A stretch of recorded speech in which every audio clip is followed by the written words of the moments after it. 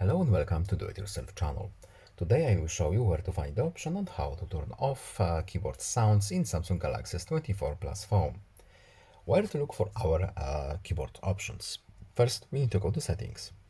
Then in Settings, we're looking for General Management Options menu. Now we need to go to Samsung Keyboard Settings. Then we need to scroll down to Swipe, Touch and Feedback option. And now we need to go to Touch Feedback options. And here we have our sound vibration and character previews, as you can see.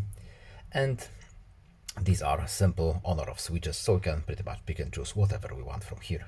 And we want to disable our keyboard's sound, so the switch is here.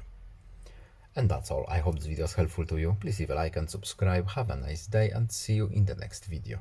Goodbye.